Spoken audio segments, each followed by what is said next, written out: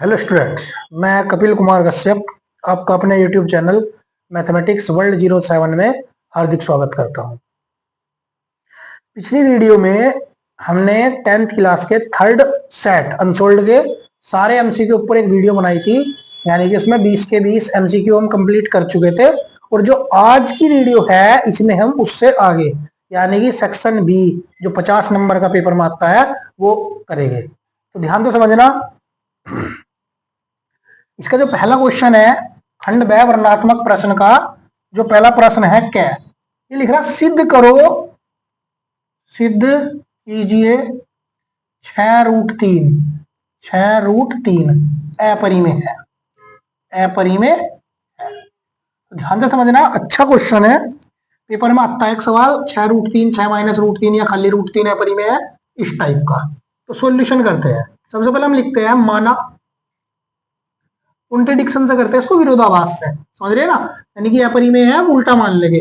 माना 6√3 परिमेय संख्या है, परिमेय संख्या है। और परिमेय संख्या क्या होती है? वे संख्या जिनको हम p बटे q के रूप में लिख सकते हैं, ठीक है ना, जहां पर q नॉट इक्वल 0 और p व q दोनों सह अभाज्य पूर्णांक है।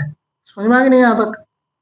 अब इसके बाद हम क्या करते हैं, इस 6 को बटे में ले जाते हैं, तो √3 बराबर p बटे 6q, ठीक है। अब ये √3 है, √3 कैसी संख्या?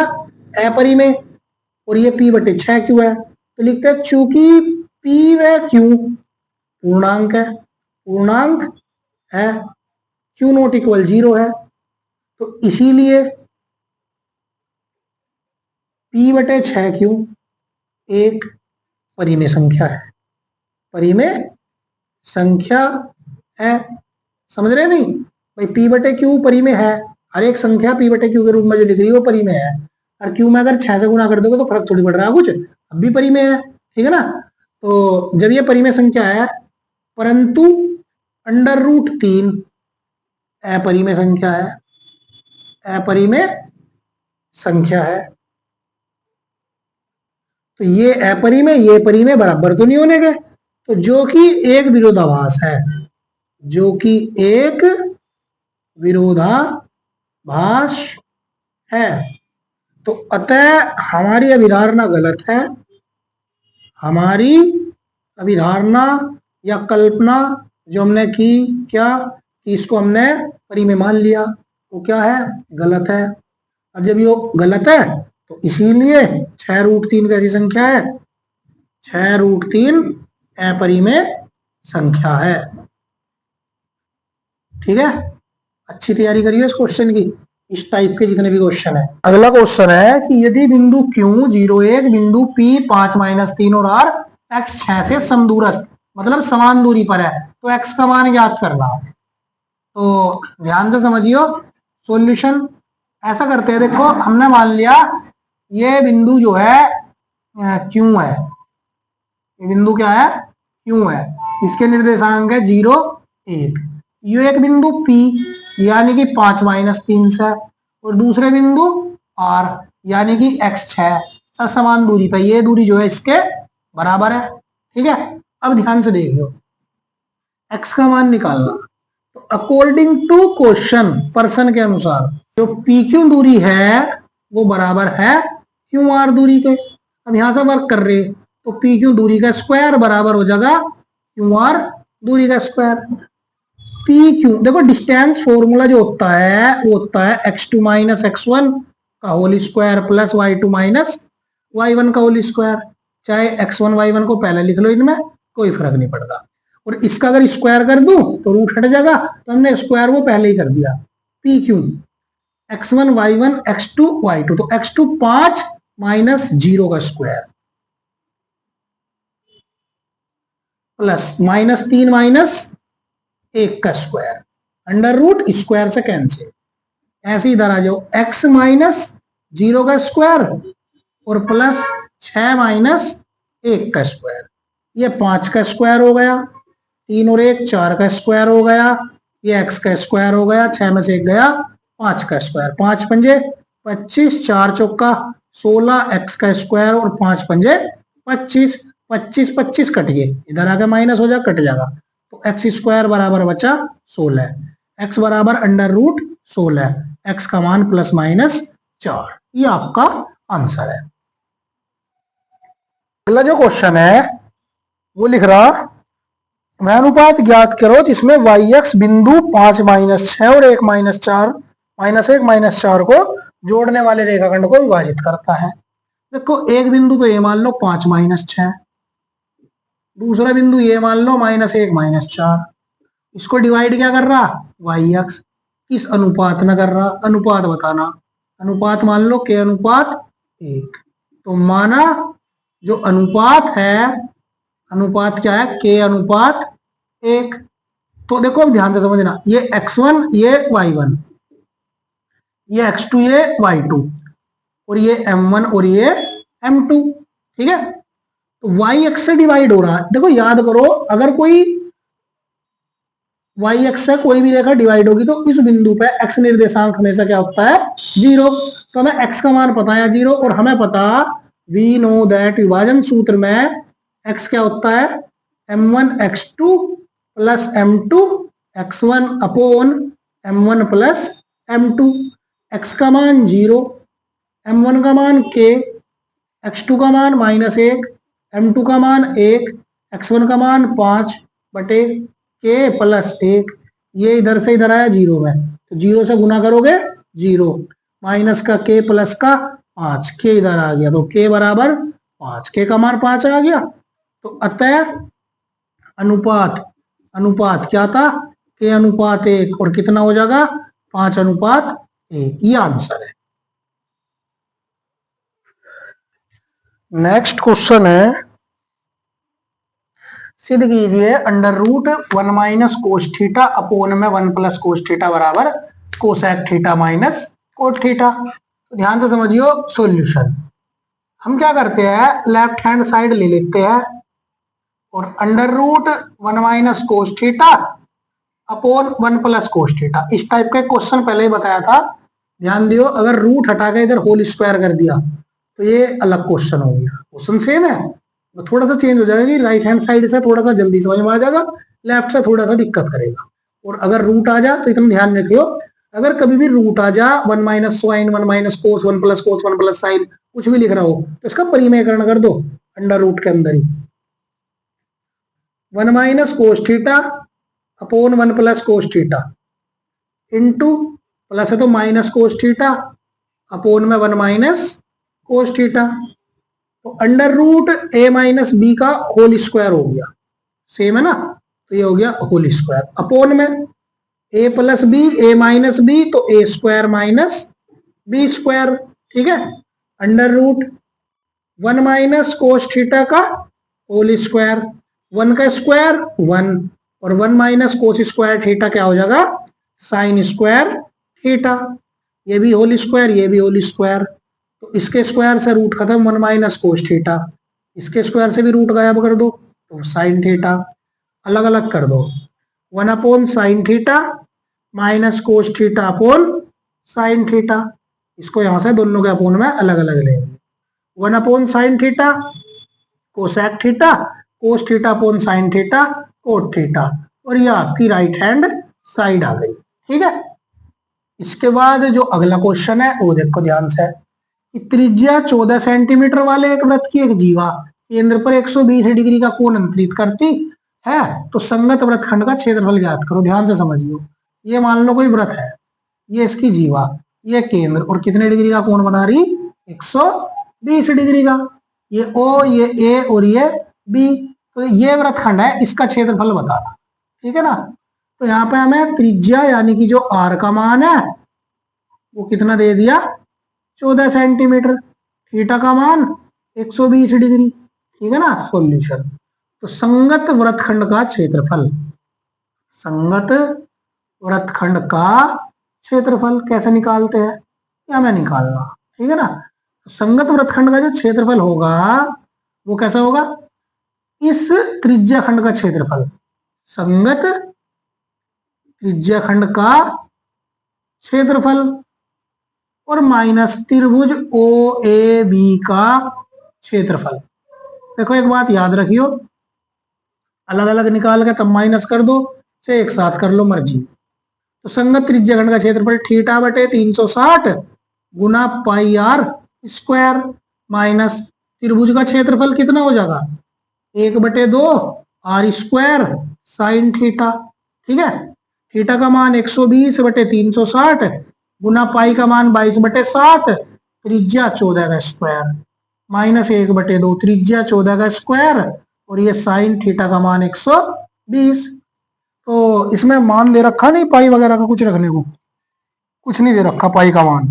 ठीक है ना, तो एज इट इज करते चलो, 0 से 0 कट गई 12 36 गुना 22/7 गुना 14 गुना 14 माइनस 1/2 14 गुना 14। और देखो एक बात याद रखियो, यही सवाल आ रहा पेपर में ज्यादातर 120 डिग्री वाला, तो साइन 120 का मान याद रखो कितना होता है √3/2। अब 7 दूनी 14 22 दूनी 44 गुना 14/3 माइनस 2 सत्ते 14 2 सत्ते 14 7 सत्ते 49/√3 14 चौका 56 का 6 का हासिल लगे 5 14 चौका 56 56 और 5 61 616/3 माइनस 49√3 वर्ग मात्रा। अब देखो पेपर में यहाँ छोड़ दो कोई दिक्कत नहीं, क्योंकि आपको √3 का मान नहीं दे रखा, वरना √3 का मान अगर आपको याद है 1.732 या 1 तक लगा दो, ये उठा के यहाँ रख दो, उसके बाद छोड़ कर लो। याद है तो ऐसा कर लो, वरना यही छोड़ दो कोई दिक्कत नहीं। इसके बाद जो अगला क्वेश्चन है वो लिख रहा 52 पत्तों की एक अच्छी प्रकार से फेंटी गई गड्डी में से एक पत्ता निकाला जाता है, निम्न के प्राप्त करने की प्रयत्ता बतानी, लाल रंग का बादशाह और एक तस्वीर वाला पत्ता। तो ध्यान से समझिए सॉल्यूशन। सबसे पहले कुल पत्ते हमारे पास कितने हो गए 52, तो कुल अवसर हो गए हमारे पास 52।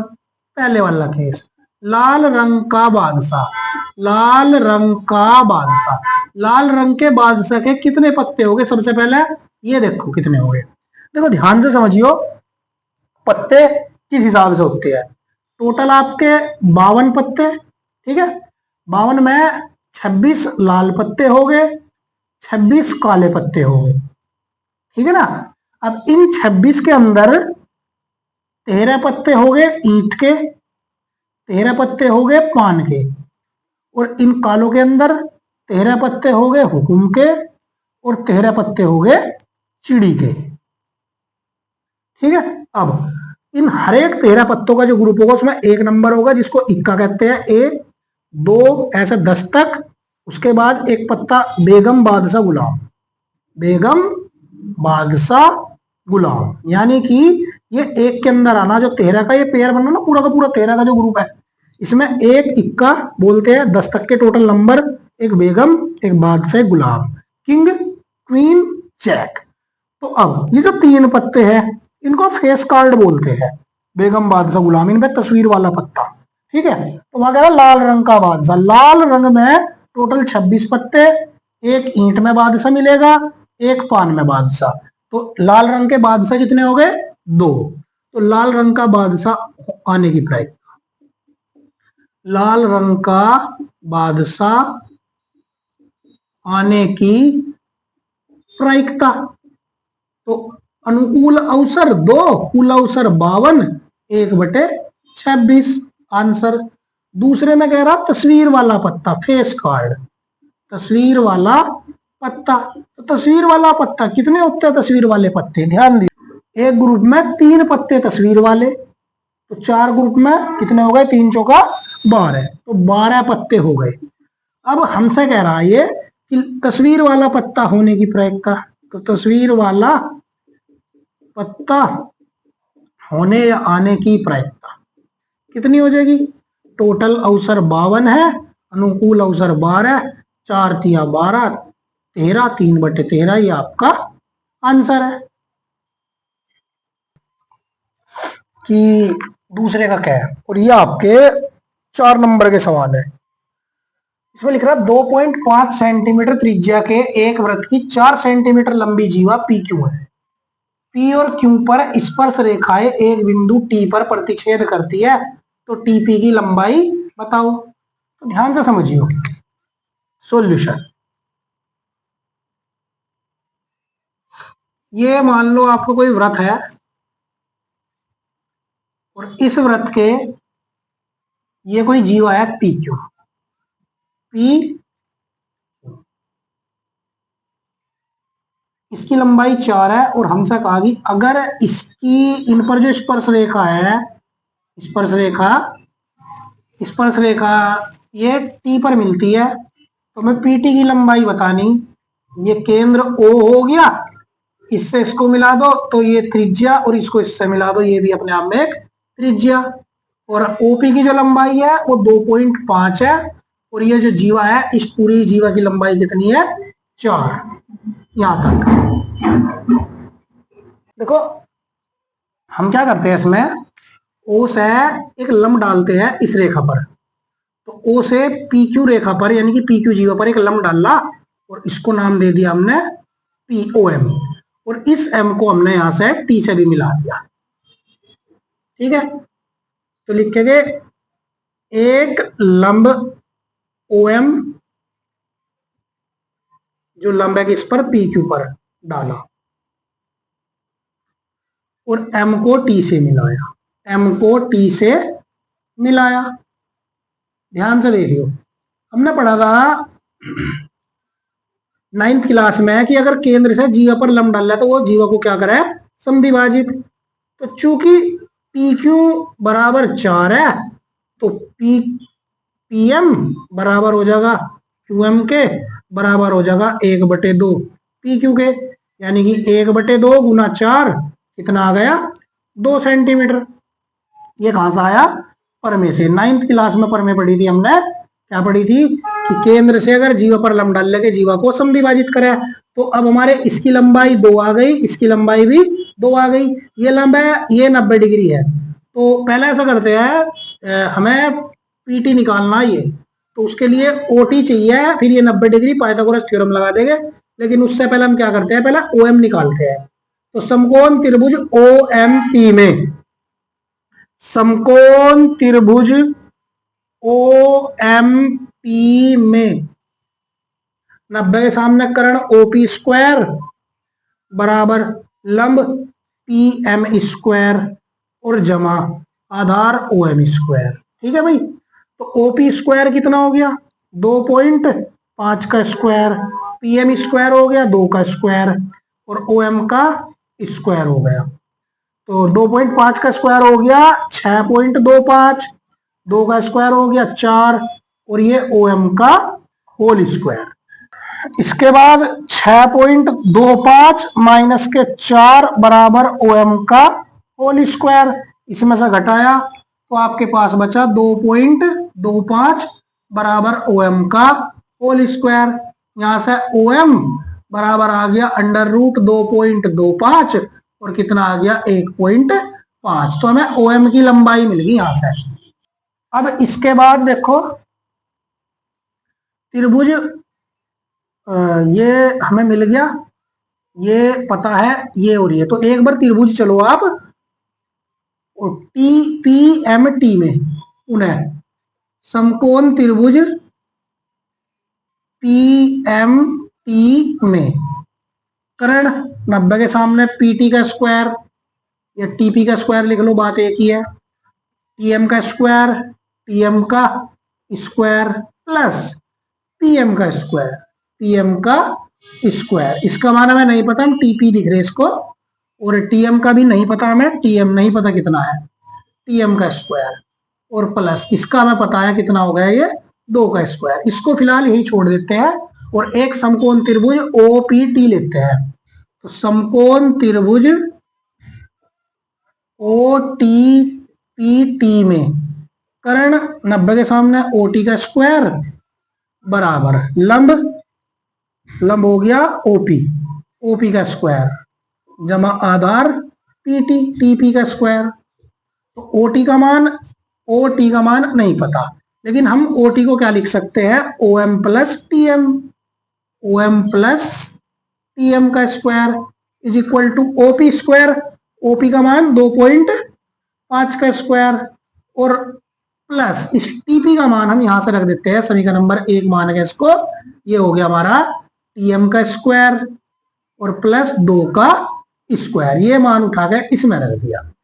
OM का मान 2 है, OM का मान कितना है, 2 नहीं, या कितना है 1.5, तो OM का मान आया 1.5 प्लस TM का होल स्क्वायर, 2.5 का स्क्वायर 6.25, ये TM का स्क्वायर और 2 का स्क्वायर कितना हो गया 4, A प्लस बी का होल स्क्वायर लगा रहे, A square plus B square is plus 2AB, 2A और ये B, और ये हो गया 6 4 10.25 प्लस TM का स्क्वायर, ठीक है।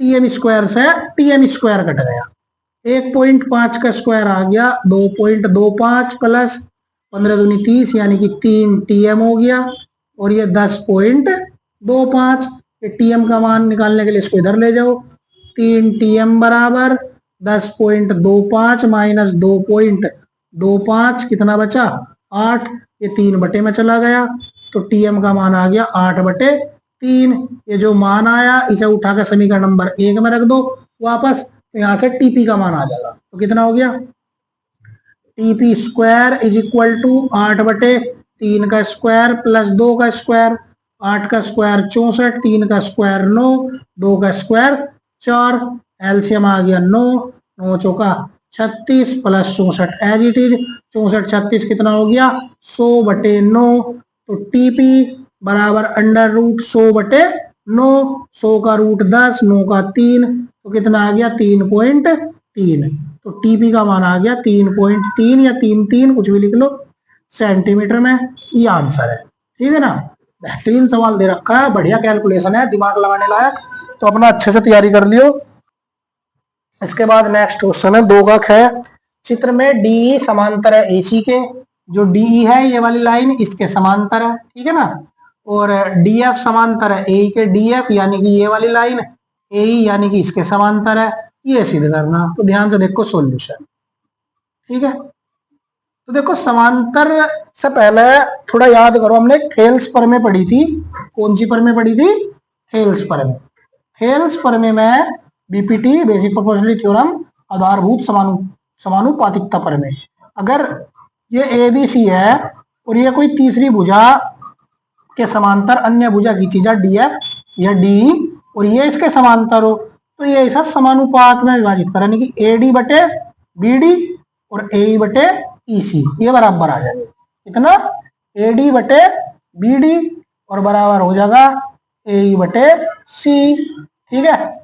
तो अब इसी का यूज करते हैं इसमें, सबसे पहले DE समांतर AC, DE समांतर है AC के, ठीक है। तो त्रिभुज BAC में, त्रिभुज BAC में ध्यान से देखो, हमने क्या करा, इसको त्रिभुज को ऐसा बना लिया, यो B हो गया, यो A हो गया और यो C हो गया, ऐसा बना लिया इस त्रिभुज को, उठा के ऐसा रख दिया।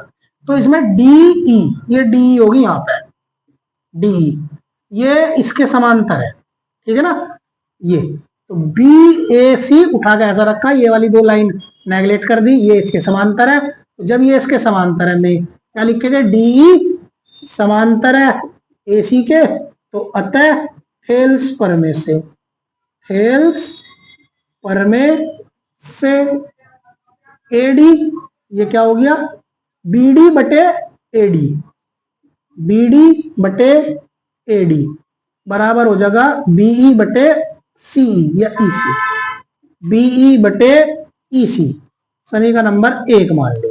अब फिर से दूसरा ये दे रखा DF समांतर AE, DF ये रहा, AE ये रहा, तो त्रिभुज BAE में, अब फिर से इसी टाइप का एक त्रिभुज उठा लो, ये वाला, ये B, ये A और ये E, इसमें DF जो है इस बार DF ये समांतर है इसके, तो क्या दे रखा है DF समांतर है AE के, तो अतः थेल्स प्रमेय से, थेल्स प्रमेय से क्या हो जाएगा कैलस्पर में से, बी डी बटे ए डी बराबर बी एफ बटे एफ ई, बी एफ बटे एफ ई, ये समीकरण नंबर 2।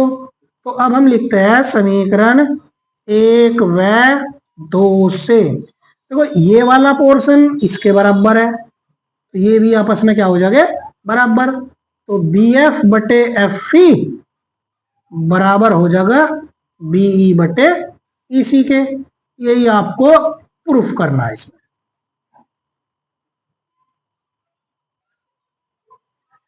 अगला क्वेश्चन है, किसी एपी के प्रथम 9 पदों का योग 81, प्रथम 17 पदों का योग 289 है, उसका प्रथम पद और सार्वंतर ज्ञात करो। सवाल बहुत अच्छा है, ध्यान से समझियो। 9 पदों का योग 81, कभी कभी इसे हटाकर 8 पदों का योग 64, इसे हटाकर 7 पदों का योग 49, ऐसा दे देता है। सवाल सेम है, तो ध्यान से समझियो। सबसे पहले एपी की बात कर रहा, तो हमने मान लिया, माना एपी का प्रथम पद ए व सार्वंतर डी है। ठीक है भाई। अब इसके बाद चलते आगे, देखो एपी के 9 पदों का योग यानी कि सम 9 पदों का 81 है, सम 17 पदों का 289 है, ये हमको दे रखा।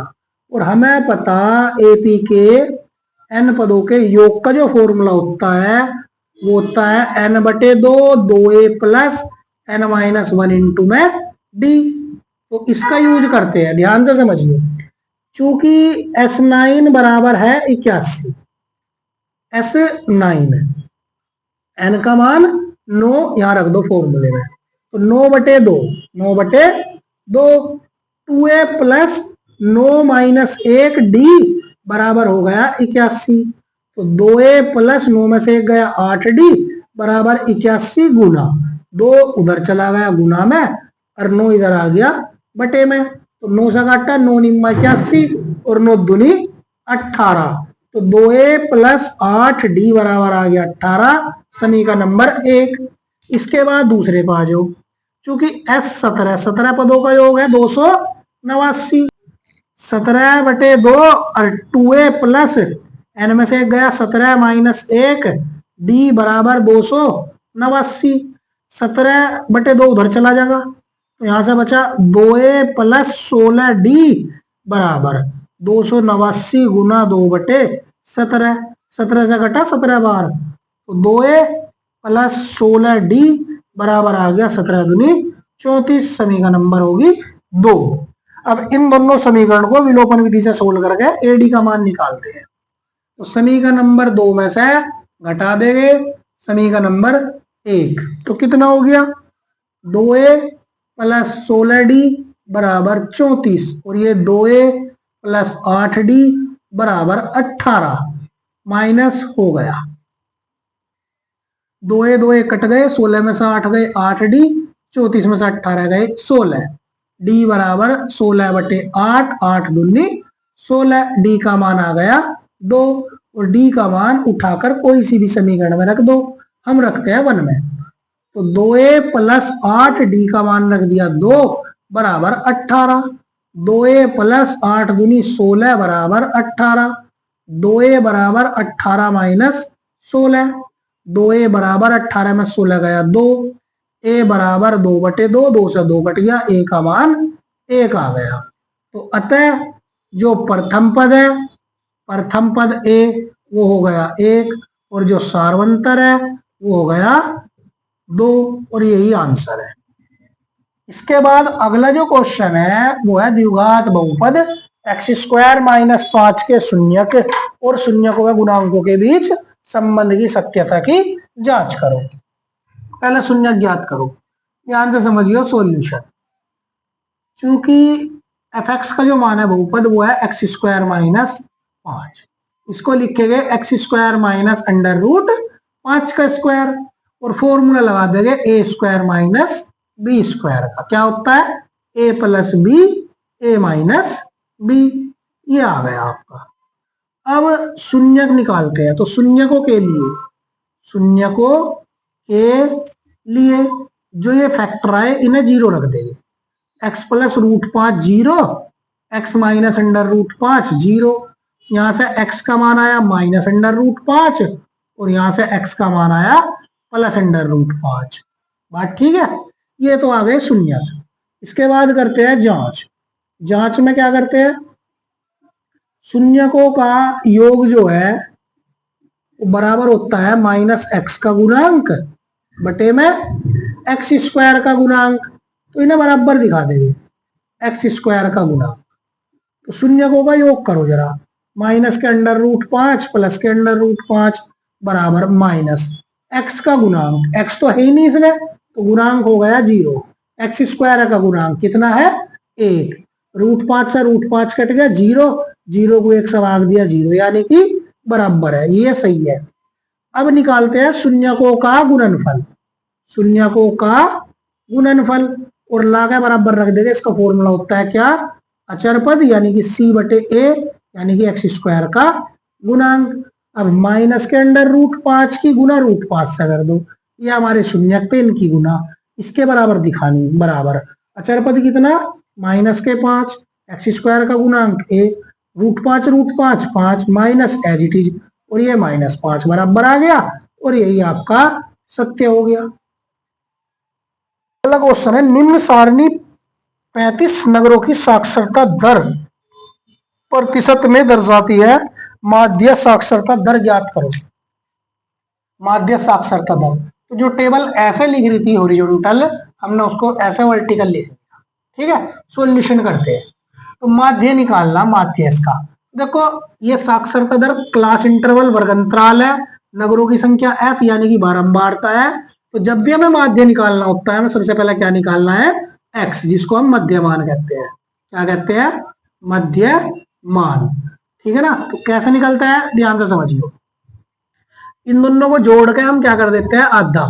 55 45 110 110 100 100 100 का आधा 50, 65 55 ये हो गए 120 और 120 का आधा हो गया 60।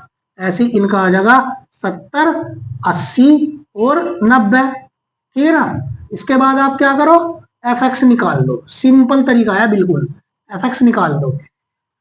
5 तिया 15 150 आ गया, 6 दाई 600 हो गया, 7 से कट्टा 11 770 हो गया, 8 अट्ठे 64 640 हो गया, 9 तिया 27 270 हो गया। देखो एक बात याद रखियो, ऐसा लिखने की कोशिश करियो कि नंबर के अपोन सेम उसके जैसे नंबर आवे, यानी कि इकाई का अंक इकाई के यहाँ हो, ढाई वाला ढाई की जगह हो और सैकड़े वाला सैकड़े की जगह हो, हजार वाला हजार की जगह हो, ऐसे।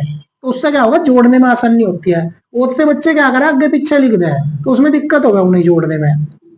तो सिग्मा एफ, इनका जो योग है वो दे भी रखा क्वेश्चन में 35, जोड़ लो 10 और 3 13 13 11 24 8 32 और 3 35, इन्हें जोड़ लो यहाँ से, सिग्मा एफ एक्स आई लगा लो, चाहे सिग्मा एफ आई एक्स आई मर्जी, चाहे ना लगाओ कोई जरूरी नहीं है। तो 0 आ गया, जोड़ गए 7 4 11 7 18 और 5 23 3 हासिल लगे 2 2 और 2 4 6 4 10 7 17 17 6 23 और 1 24, तो आ गया 2430। तो माध्य बूझ रहा भाई, माध्य एक्स बार क्या होता है, sigma F x upon sigma F. इसका मान 2430, इसका मान 35। काट दो जरा, पहला 5 से काट दो, 5 चौका 20 43 हो गए और 5 अट्ठे 40 और कितना बचा गया 3 5 6 30, 5 सत्ते 35। अब 7 से भाग दे दो जरा, 7 6 42, कितने बचे 6 66 हो गए और 66 को भाग दिया 7 निम्मा 63, 3 बचे, पॉइंट लगा के 1 0 बढ़ा दी, 7 चौके 28। बस यही आंसर आपका। तो इसका आंसर आ गया 69.4। आ जाओ, इसमें कहा बहुलक और माध्य ज्ञात करो। देखो सबसे पहले हम बहुलक निकालते हैं। क्या निकालते हैं, बहुलक। तो बहुलक यानी कि मोड कैसे निकलता है, ध्यान दियो। हम बहुलक निकालने के लिए सबसे बड़ी बारंबारता देखेंगे इसमें। तो यहां सबसे बड़ी बारंबारता, सबसे बड़ी बारंबारता कितनी है, 23 है। 23 है, जो 23 सबसे बड़ी, इसे नाम दे देंगे F1। जो 35 से 45 में आती है। ठीक है भाई। अब F1 जो सबसे बड़ी बारंबारता, उससे ऊपर वाले को F0, नीचे वाले को F2 नाम दे देंगे। ये इंटरवल हमारा सिलेक्ट हो चुका और जो आंसर आएगा वो इसी इंटरवल के बीच में आएगा। तो यहां से L का मान हो गया 35, H का जो मान है इनका डिफरेंस निकाल लो। 45 माइनस 35 कितना 10। F1 का मान 23 है, F0 का मान 21 है और F2 का मान 14 है।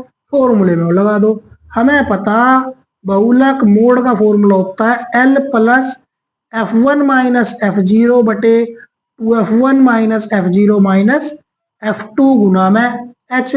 L का मान उठा के रख दो 35 प्लस F1 23 माइनस F0 21 बटे 2 गुना F1 23 minus F0 21 minus F2 14 गुना H का मान कितना हो गया 10। ये रहा। तो देखो यहां से कितना बचा अब आपका 35 प्लस 23 में से 21 गए 2 बटे 23 दूनी 46 माइनस के दोनों जोड़ दो 21 14 35 और गुना में कितना 10।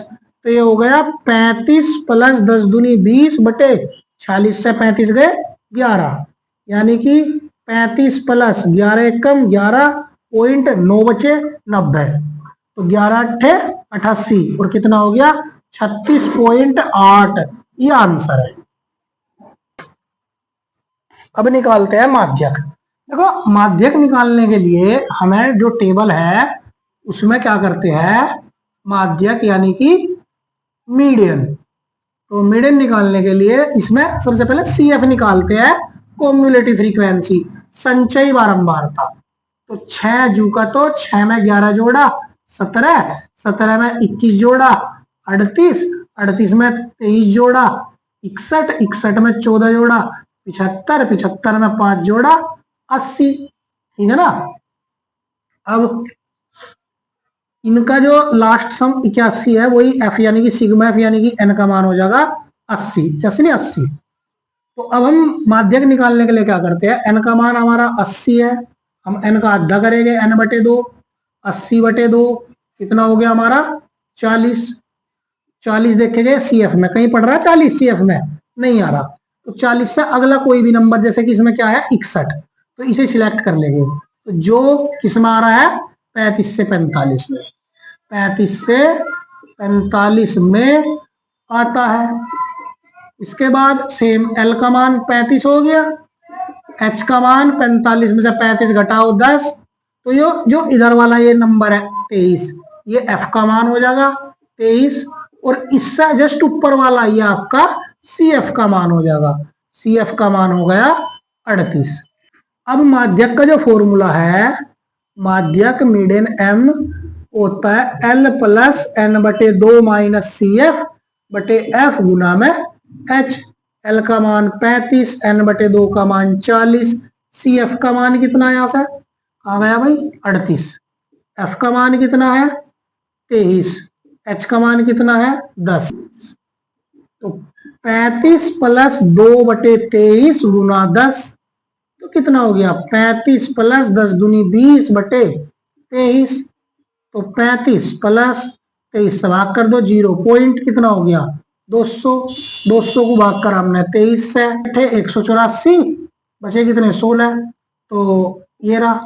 ठीक है ना, 0.2 से ऐसा करा था तो कितना हो गया 16, 0.8 लिख दो तो कितना हो गया 35.8। ये आपका आंसर है। नेक्स्ट क्वेश्चन है क्वेश्चन नंबर 3 और ये 6 नंबर के क्वेश्चन है जिनमें चॉइस मिलती है आपको। तो तीसरा क्वेश्चन है, इसमें कह रहा है कि 2 अंकों की एक संख्या और उसके अंकों को उलटने पर बनी संख्या का योग 88 है। यदि संख्या के अंकों का अंतर कितना 4 है तो संख्या ज्ञात करो। ऐसी कितनी संख्या है। तो भाई पिछले जो सेट में क्वेश्चन 3 का पहला था सेम है और जो क्वेश्चन देखो 5 में भी दे रखा है ना इन्होंने वो भी सेम है, बस थोड़ी थोड़ी डिजिट बदल दी वरना सेम टू सेम उठा के वही क्वेश्चन रख दिए। चौथे का जो अथवा वाला वो भी सेम है, बस कोसेक कोट की जगह सिद्ध करना सेक टेन साइन कोस को आगे पीछे कर दिया। ठीक है जी, तो ध्यान से समझिए इस क्वेश्चन को। दो अंकों की एक संख्या और उसके अंकों को उलटने पर बनी संख्या का योग 88 है।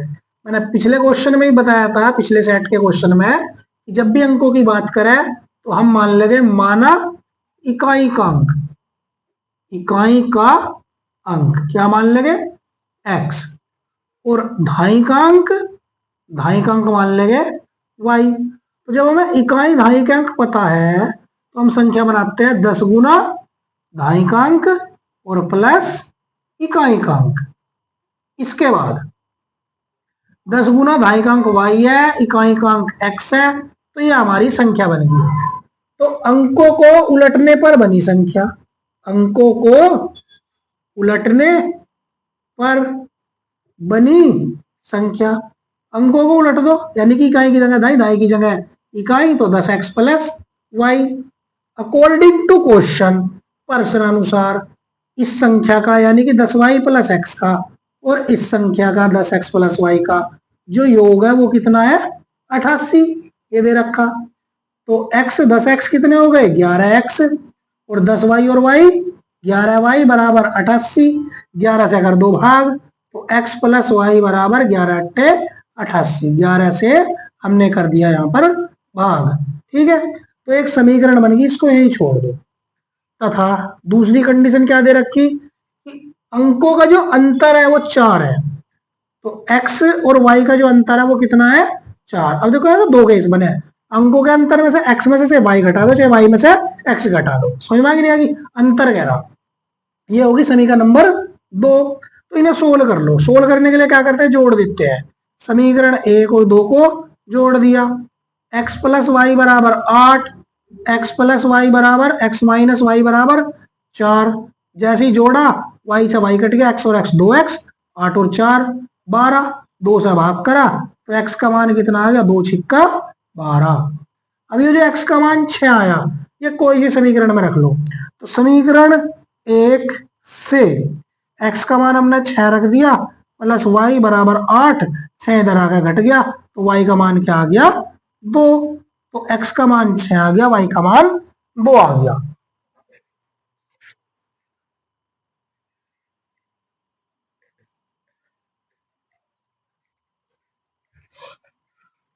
तो अब हमें इकाई का अंक और ढाई का अंक दोनों मिल गए, तो अतः संख्या, अतः संख्या क्या हो जाएगी, 10y यानी कि 2 प्लस इकाई यानी कि 6, 10 दूनी 20 और 6 26, एक तो ये है।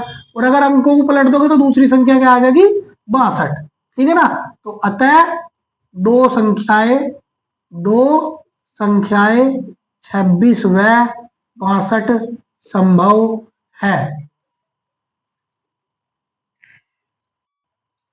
इसके बाद अगले क्वेश्चन पर आ जाओ। एक आयताकार मैदान की जो लंबाई उसकी चौड़ाई के 2 गुने से 9 मीटर अधिक है, तो मैदान का क्षेत्रफल अगर 810 है तो लंबाई और चौड़ाई ज्ञात करनी। तो ऐसा करते हैं, चौड़ाई के दुगने से 9 अधिक है लंबाई, तो हमने मान लिया, माना आयताकार मैदान की चौड़ाई मान लो, चौड़ाई क्या मान ली, x। तो लंबाई कितनी होगी क्वेश्चन के हिसाब से, दुगने से 9 अधिक। ठीक है, और वी नो दैट हमें पता, वी नो दैट हमें क्या पता, आयताकार मैदान या आयत का क्षेत्रफल लंबाई गुना चौड़ाई होता है, कितना दे रखा, 810। ठीक है ना, तो लंबाई 2x प्लस 9, चौड़ाई x बराबर 810, ये हो गया 2x स्क्वायर प्लस 9x बराबर 810। इधर उठा लो, 2x स्क्वायर प्लस के 9x माइनस के 810 बराबर 0। फैक्टर करते हैं, 810 दूनी 1620, 1620 के फैक्टर जिन्हें माइनस करके क्या आ जा 9, तो कितने हो जाएगा इसके फैक्टर करके देख लियो, 45 और 36, 45 गुना 36 1620, और इसमें 45 में 36 गए, 9 बचे। तो 2x square plus 45 minus 36, x minus 810 बराबर 0। तो यहां से लिखा 2x square plus 45x minus 36x minus 810 बराबर 0। 45, 2x कुछ कॉमन तो नहीं आ रहा सिवाय x के, तो 2x बचा प्लस के 45 बचा, माइनस 36 और 810, कितना ले लो 18 कॉमन, तो कितना बचा 18 दूनी 2x और प्लस बाहर आ गया, कितना बचा 45 बराबर 0।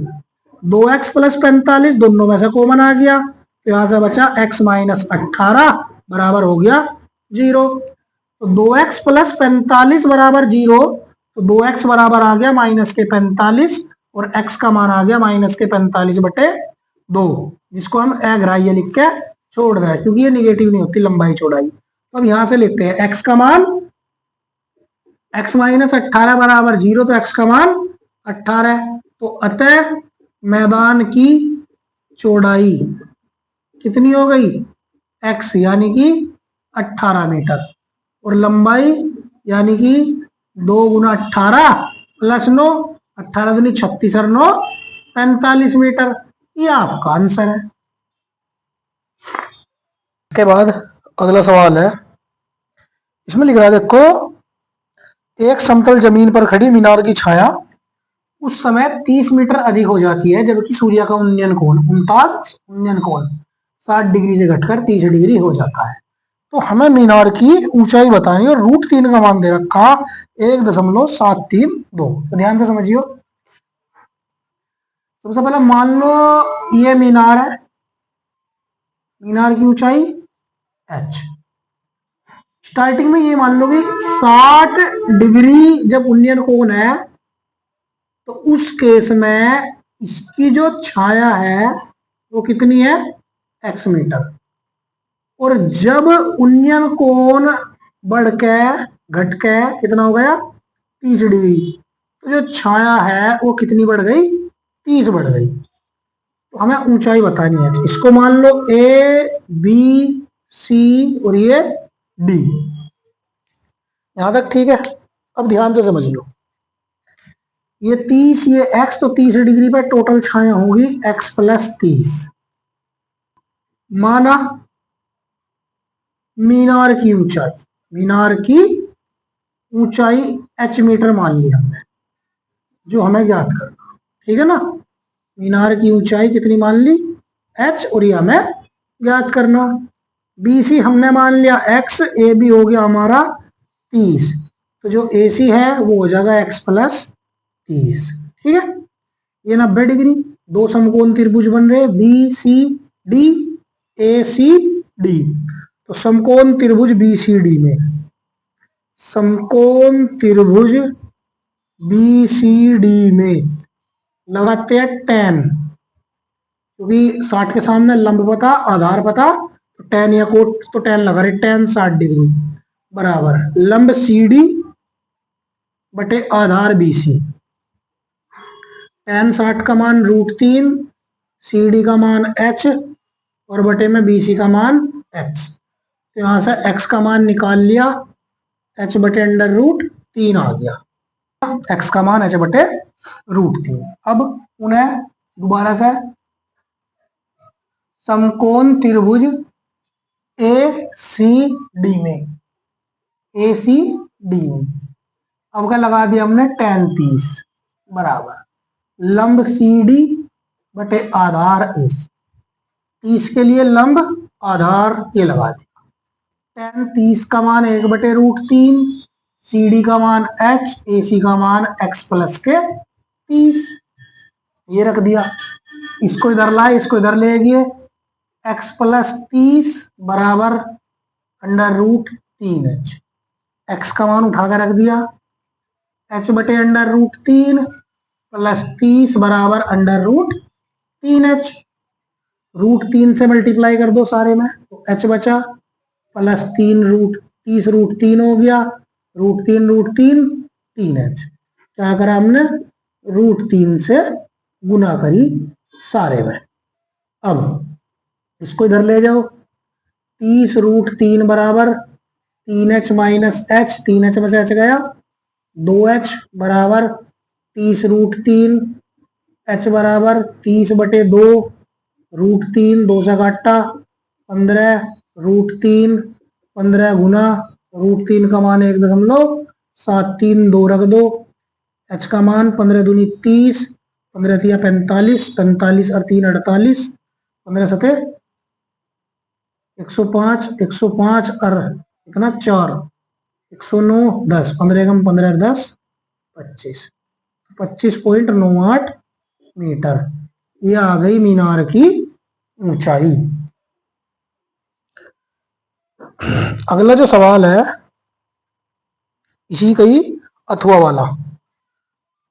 वाला जो क्वेश्चन है, ये लिख रहा सिद्ध करो sine theta minus cos theta plus 1 sine theta plus cos theta minus 1 सिद्ध करना sec theta plus tan theta. देखो एक इसी टाइप का पहले भी आया था, सेक को सेक सिद्ध करना था। ठीक है, तो लेफ्ट हैंड साइड ले लेते हैं। Left hand side sine theta minus cos theta plus 1 upon में sine theta plus cos theta minus 1। ठीक है, देखो जो तरीका पहले उसमें बताया था सो क्वेश्चन में पिछले सेट के, उसी से करने की कोशिश करो। सेक को 1/कोस लिखते हैं, यानी कि बटे में कोस आ रहा। टेन को साइन बटे कोस लिखते हैं, बटे में कोस आ रहा। तो हम क्या करते हैं, यहाँ पे ऊपर नीचे 1 कोस थीटा से मल्टीप्लाई कर देते हैं, उसी से डिवाइड कर देते हैं। मल्टीप्लाई डिवाइड, ये sine theta minus cos theta plus 1 और ये sine theta plus cos theta minus 1। Sine के अपोन में कोस थीटा कर दो, sine theta upon cos theta minus cos theta upon cos theta plus 1 upon cos theta upon में sine theta upon cos theta plus cos theta upon cos theta minus 1 upon cos theta. Sine upon cos tan theta, cos से cos cut गया, 1 बचा, plus 1 upon cos sec theta upon में sine upon cos tan theta, cos से cos cut गया 1, minus 1 upon cos sec theta. इसके बाद याद करो ये बताया था कि हमें अगर ऊपर सिद्ध करना तो एक की जो आइडेंटिटी सरसमी है सेक टेन वाली ऊपर खोल लेंगे, और अगर ये बन के अपोन में सेक माइनस टेन उठता तो फिर नीचे ओपन करते। तो फिलहाल क्या करते हैं, हम इसको ऐसे लिखते हैं sec theta plus tan theta शुरू में माइनस 1 अपोन, इसको एज इट इज लिख लो चाहे चेंज कर लो मर्जी, tan theta plus 1 minus sec theta. अब ये हो गया sec theta plus tan theta minus 1 की जगह sec square theta minus tan square theta upon में tan theta plus 1 minus sec theta. अब ये हो गया sec theta plus tan theta minus, इसका फॉर्मूला खोल दिया a square minus B square का, तो sec theta plus tan theta और sec theta minus tan theta upon में tan theta plus 1 minus sec theta. यहाँ से ये कॉमन आ गया, ये दोनों जगह से common, sec theta plus tan theta common आ गया, क्या बचा 1 माइनस सेक थीटा और minus minus plus tan theta upon में tan theta plus 1 minus sec theta. इससे ये कट गया, देखो आगे पीछे लिख रहा टेन प्लस का 1 प्लस का सेक माइनस का, कोई दिक्कत नहीं। तो क्या आ गया sec theta plus tan theta, ये आ गई right hand side. Next question है, भुजा 14 सेंटीमीटर वाले एक घनाकार ब्लॉक के ऊपर एक अर्धगोला रखा हुआ है। अर्धगोले का अधिकतम व्यास क्या हो सकता है, इस ठोस का पृष्ठीय क्षेत्रफल ज्ञात करो। देखो तो पहले भी कराया था ये क्वेश्चन सेम, बस थोड़ा सा क्या था 14 की जगह 7 था।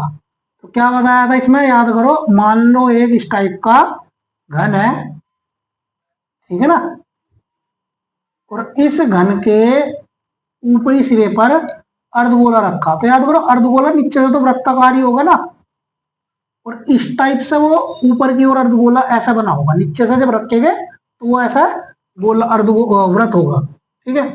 तो देखो जो इसका व्यास होगा अधिकतम वो वही तो होगा जो इसकी भुजा है, ठीक है ना।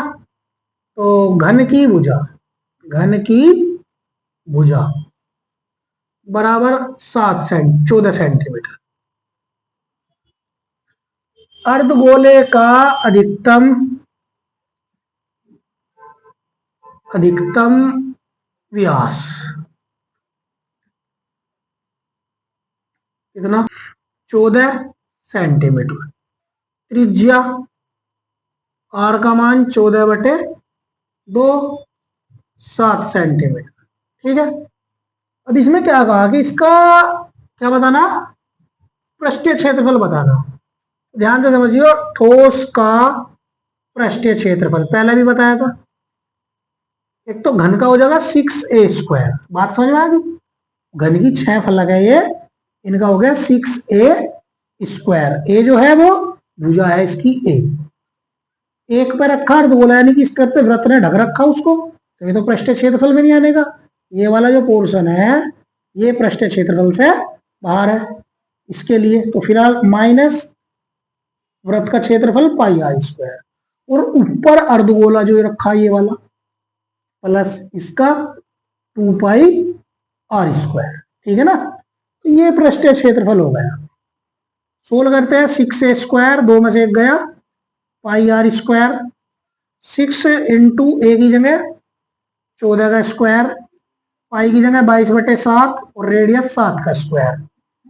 6 गुना 14 का स्क्वायर 196, 7 से कट्टा और 22 सत्ते 154, 6 छंग 36, 3 6 × 54, 55 56 57, 6 कम 6 5 11 प्लस 154, 6 4 10, 7 और 5 12 और 1 13, 1 और 1 2 और 1 3, तो 1330 सेंटीमीटर स्क्वायर, ये आपका आंसर है। अगला जो क्वेश्चन है वो है, एक ठोस एक अर्धगोले पर खड़े एक शंकु के आकार का है जिनकी त्रिज्या है 2 सेंटीमीटर है। तो ध्यान से समझियो सॉल्यूशन, ये भी सेम क्वेश्चन पहला आया, बस डिजिट चेंज कर दी। एक अर्धगोला है, इसके ऊपर खड़ा है एक शंकु, त्रिज्या दोनों की समान है। दोनों के लिए जो त्रिज्या है आर का मान वो कितना है, 2 सेंटीमीटर। इसने कहा शंकु की तिर्यक ऊंचाई, एल का जो मान है वो है 2√2। तिर्यक ऊंचाई, तिर्यक ऊंचाई एल कितना, 2√2।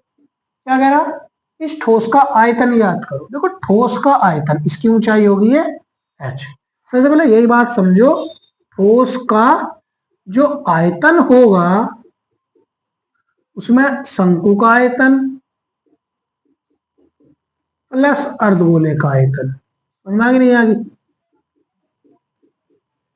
बात समझो ध्यान से। शंकु का आयतन 1/3 πr²h, अर्धगोले का आयतन 2/3 πr³। h है, h चाहिए। तो देखो सबसे पहले वी नो दैट l² बराबर h² प्लस r²। l 2√2 का स्क्वायर, h निकालना r2 का स्क्वायर, 2√2 का स्क्वायर 8, h² 2 का स्क्वायर 4, h² बराबर 8 - 4, h² बराबर 4, h बराबर √4, 4 का कितना 2, ठीक है। इसमें मान रखते हैं 1/3 पाई, r कितना 2 का स्क्वायर, h कितना 2, 2/3 पाई, r³ कितना 2 की पावर 3। तो भाई 1/3, 2 2 दूनी 4, 4 दूनी 8, तो 8 π/3, 2 दूनी 4 दूनी 8 और 3 16 π/3। लैसा कितना आ गया 3, 8 और 16 24 पाई।